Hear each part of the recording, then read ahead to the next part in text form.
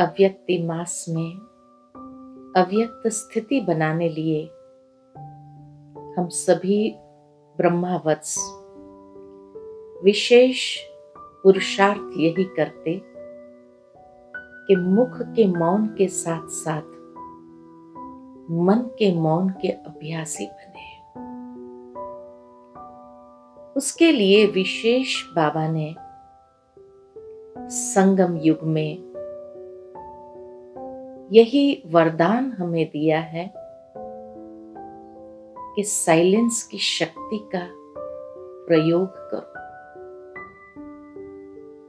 हम सभी ब्रह्मावत्सों का श्रेष्ठ लक्ष्य यही है कि अब अपने घर जाना है, मुक्ति धाम जाना है और उसके लिए निरंतर अपने स्वरूप को स्वधर्म में स्थित करना है।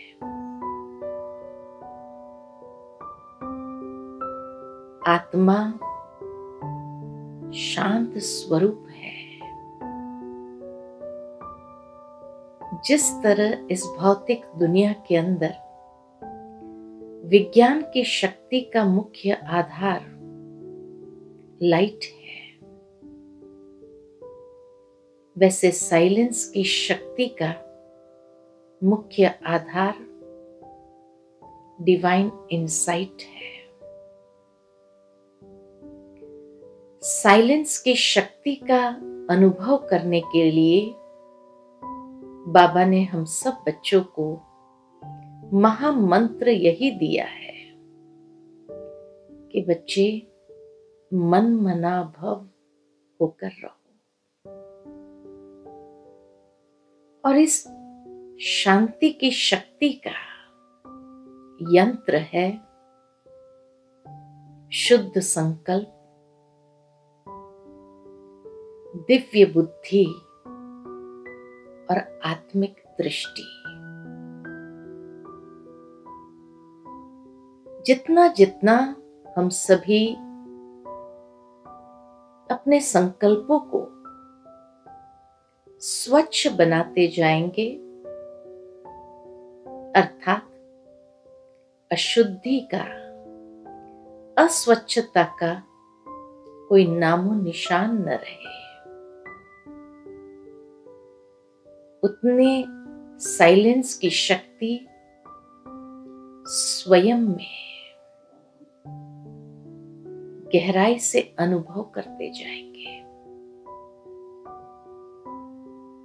दूसरा, शुद्ध संकल्पों के साथ साथ संकल्प में धैर्यवत होना आवश्यक है,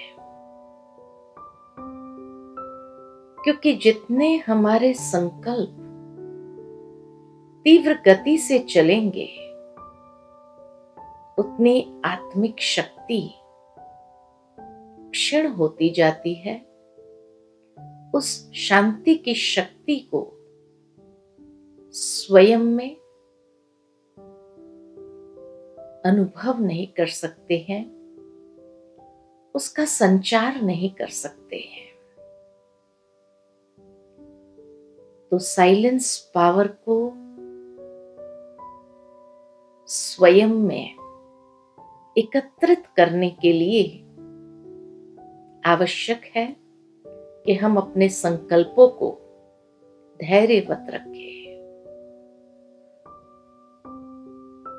तीसरी बात कि साइलेंस की शक्ति को जमा करने के लिए एकाग्रता का अभ्यास बहुत आवश्यक है। जितना जितना मन की एकाग्रता विकसित होती जाती है, उतना ही ये साइलेंस की सिद्धि का स्वयं में अनुभव कर सकते हैं। और उसके लिए हमें अपने संकल्पों को विस्तार से समेटकर सार में ले आना आवश्यक है।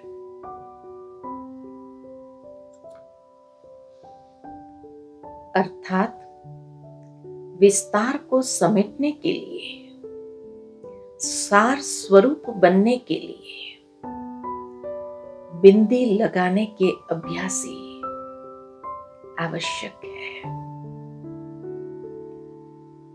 क्योंकि जितना हमारे संकल्पों की तीव्र गति होगी, उतनी हमारी रूहानी एनर्जी वेस्ट होती रहती है।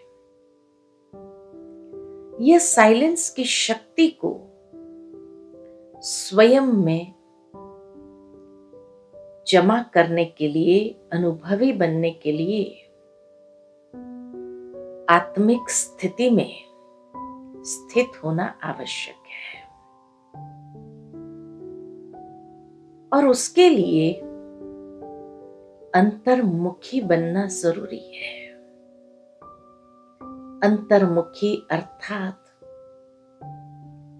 कर्मेंद्रिय को समेटकर भीतर कर ले। जितना ये कर्मेंद्रिय बाहर के रस प्राप्त करने के इच्छुक होंगी, उतने अतीन्द्रिय सुख का अनुभव हम नहीं कर सकते हैं।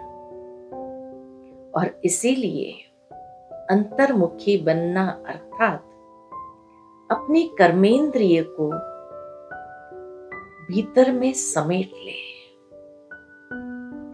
आंतरिक सुख को अनुभव करें, मन के ऊपर संपूर्ण नियंत्रण हो। और जितना ये मन शांत होता जाता है, उतनी साइलेंस की शक्ति को स्वयं में जमा कर सकते हैं। साथ ही साथ अनेक प्रकार के विस्तार के कारण बाह्य मुक्तता में आना स्वाभाविक हो जाता है। इसीलिए इस विस्तार को समेटकर सार स्वरूप में स्थित होने से हम अपनी शक्ति को सहजता से एकाग्र कर सकते हैं। साइलेंस की शक्ति के लिए एकांतवासी बनना जरूरी है, क्योंकि तभी हमारे संकल्प एकाग्र हो सकते हैं। और एकांतवासी बनना अर्थात एक बाबा के लगन में मगन हो जाना। जितना बाबा के याद के लगन में मगन होते जाएंगे, उतना वह शक्ति स्वयं में जमा होती जाएगी। जब यही साइलेंस पावर हमारे मन वचन कर्म में आ जाता है, तभी हम मास्टर शांति देवा बन जाते हैं। ये साइलेंस की शक्ति के अनेक फायदे हैं। बड़े से बड़े विघ्नों को ये समाप्त कर सकते हैं। हमारे कर्म बंधन को मीठे संबंधों में परिवर्तन कर देते हैं। यही साइलेंस की शक्ति जीवन के अंदर अनेक परिस्थितियों को परिवर्तित कर प्रतिकूल परिस्थितियों को अनुकूल कर देती है। जो कार्य वाचा से भी नहीं हो सकता, कर्म से भी नहीं हो सकता, वो शांति की शक्ति से सफल हो जाता है। विघ्न विनाशक हमें बना देता है। ये शांति की शक्ति वायरलेस का कार्य करती, कोई आत्मा कितनी भी दूर हो, उसको सहजता से कोई भी वाइब्रेशंस पहुंचाना चाहे तो सहज पहुंचा सकते हैं। तभी बाबा कहते हैं कि हर एक सेंटर, हर एक घर, हर एक ब्रह्मा वत्स का जीवन शांति कुंड बन जाए, जहां से निरंतर ये शांति का प्रवाह सारे विश्व के अंदर फैलता रहे, और जो अनेक आत्माएं अशांत और दुखी है, उन्हें शांति का अनुभव कराता रहे।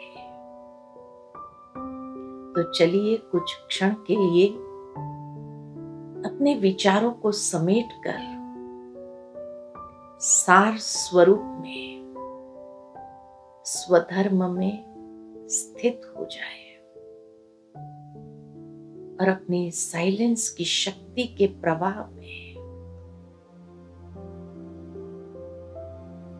बहुत सुंदर अनुभव करें। मैं आत्मा अपने अनादि स्वरूप में स्थित हूं।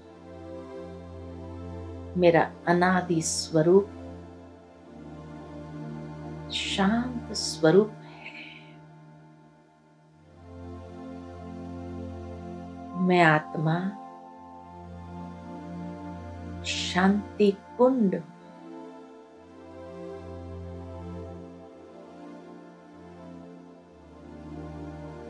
मुझ आत्मा से शांति की शक्ति का प्रवाह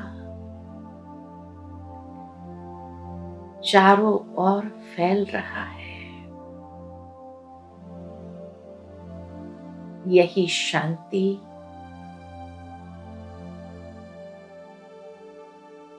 अनेक आत्माओं को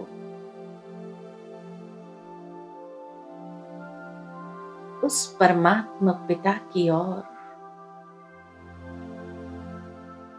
आकर्षित कर रही है।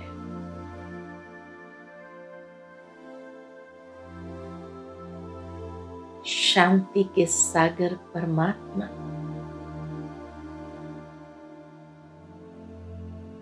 इस संसार में प्रत्यक्ष कर रही है। ओम